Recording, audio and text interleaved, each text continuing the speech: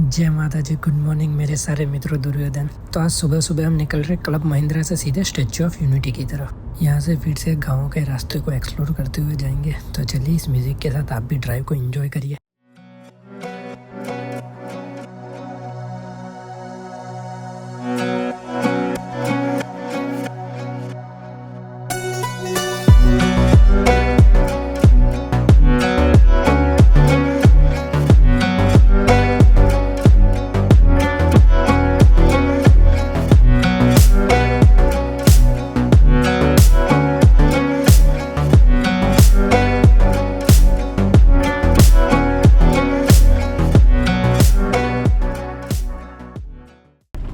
Usually दोस्तों क्या होता है कि लोग यहाँ पर आते हैं तो सिर्फ स्टैच्यू ऑफ यूनिटी या फिर जू को देखते हैं, फोटोज़ क्लिक करते हैं और फिर सीधा घर वापस।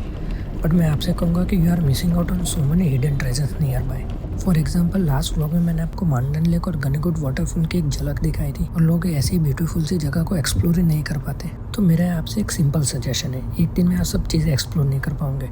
और अगर आप दूसरे स्टेट या गुजरात के दूर एरिया से आ रहे हैं तो 2-4 दिन का टाइम निकाल के आना, ताकि ये सब जो हिडन जेम्स है उसे एक्सप्लोर कर सको, क्योंकि आप बार बार तो यहाँ होंगे नहीं।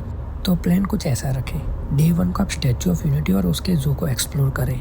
डे 2 आप मांडन लेक और गनीगुट वाटरफॉल चले जाइए, एकदम परफेक्ट जगह है फैमिली और किड्स के लिए। डे 3 में आप पावागढ़ जाके माँ काली के दर्शन कराइए। ये मंदिर एक शक्तिपीठ भी है और पावागढ़ यहाँ से कुछ ज़्यादा दूर नहीं है। इसी के साथ जो आपकी ट्रिप का रैप अप होगा वो भी एक बहुत ही स्पिरिचुअल एंडिंग होगी। और हाँ, अगर आपका बजट परमिट करता है तो मैं आपको यही सजेस्ट करूंगा कि आप क्लब महिंद्रा में जाके रुके। उसके स्टे एक्सपीरियंस को फील करने के लिए आप हमारी जो दूसरी चैनल है hotel keys unlocking and luxurious budget stage, वहाँ पे वीडियो देख सकते हैं और इस चैनल की लिंक आपको डिस्क्रिप्शन के एंड में मिल जाएगी। अब मैं तीसरी बार यहाँ पे आ रहा हूँ तो सोचा क्यों ना कुछ बेसिक पॉइंट आपके साथ शेयर कर दूँ। बाकी डिटेल में इन्फॉर्मेशन तो आगे मैं आपको सारी बताऊँगा ही।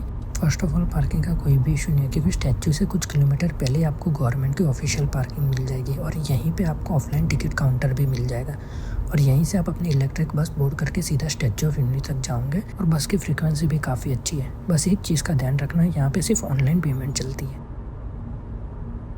अब आगे इस रोड से हम एग्जिट ले लेंगे जो हमें डायरेक्टली ले जाएगा स्टैच्यू ऑफ यूनिटी तक। और यहाँ से जो स्टैच्यू का डिस्टेंस होगा वो है अप्रॉक्सीमेटली 10 से 12 किलोमीटर ही।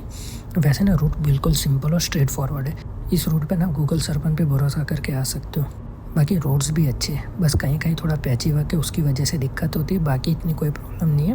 बाकी क्लब महिंद्रा से स्टैच्यू का डिस्टेंस भी भाई सिर्फ 60 किलोमीटर है, तो कुछ ज़्यादा दूर नहीं है। अब ये कह सकते हैं कि जो स्टैच्यू ऑफ यूनिटी का एक्चुअल रूट है वो यहीं से स्टार्ट होता है।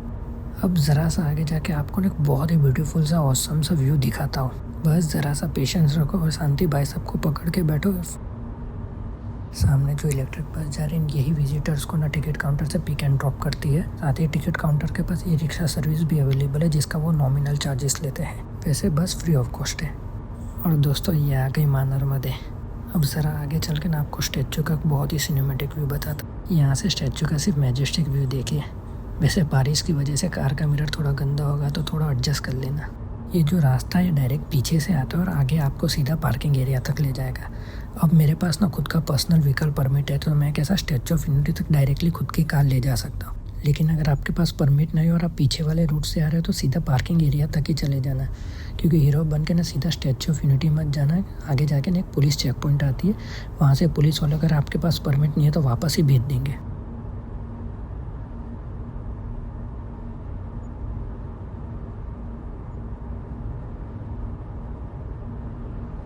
ये आ गई हमारी इलेक्ट्रिक बस। चलो इसको ओवरटेक करते ताकि आपको थोड़ा बस का आइडिया आ जाए। वैसे बस काफ़ी वेल मेंटेन है और ऑनेस्टली को तो बिना मतलब के अपनी कार अंदर ले ही मत जाना, वहाँ पे ना पार्किंग की बहुत ही दिक्कत होती है। अब इतना ज्ञान देने के बाद भी मैं अपनी कार इसलिए ले जा रहा हूँ क्योंकि रिटर्न में मुझे वापस से इसी रास्ते से एग्जिट लेना है। तो अगर मैं अपनी कार को ऑफिशियल एरिया में पार्क करता तो भाई मुझे स्टैच्यू ऑफ यूनिटी से वहाँ तक जाना पड़ता, वहाँ से कार लेके यहाँ पे आना पड़ता, तो काफ़ी घूमना भी पड़ता और टाइम भी ख़राब होता। तो बस ये टाइम बचाने के लिए भाई मैं परमिट का जुगाड़ किया था और खुद की कार अंदर तक ले जा रहा हूँ।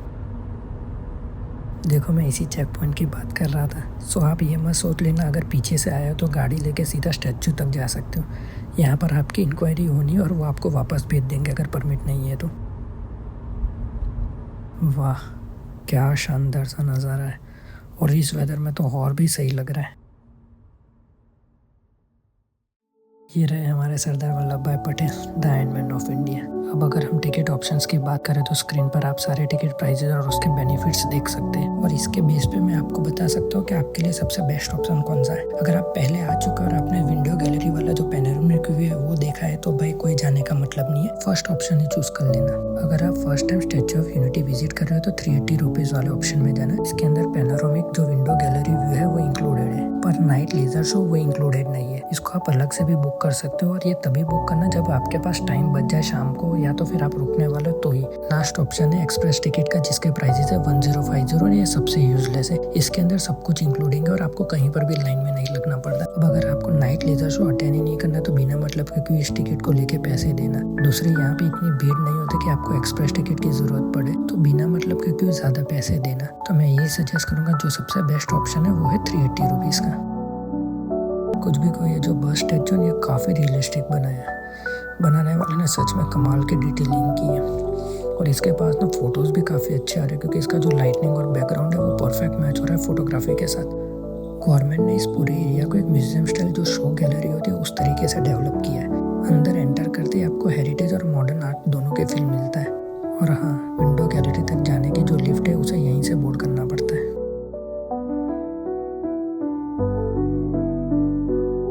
ये देखिए राजमाता महारानी गायत्री देवी ऑफ जयपुर, उनके साथ और भी काफी सारे रॉयल किंग्स और प्रिंसली स्टेट के जो रूलर्स थे उनको दिखाया गया है। ये जो फोटो वॉल है इसमें उन सभी रियासतों के शासक है जिन्होंने भारत के साथ मर्जर ट्रीटी साइन की थी, और यहाँ सभी रियासतों के नाम है जिन्होंने सरदार पटेल का साथ दिया था देश को एक करने में। उनमें सबसे आगे थे भावनगर के महाराजा कृष्ण कुमार गोयल जी, जिन्होंने सबसे पहले अपने प्रिंसली स्टेट को देश के साथ मर्ज किया था। सिर्फ जूनागढ़, हैदराबाद और कश्मीर ही था जिन्होंने थोड़ा नाटक किया था, जिनमें से जूनागढ़ और हैदराबाद का इशू तो सरदार पटेल ने बड़े स्मार्ट वे में सॉल्व कर दिया था, और कश्मीर का केस वेल वो नेहरू जी के हाथ में था, इसलिए वो आज तक आधा अधूरा ही रह गया और अभी तक दिक्कत हो रही है उसको लेके।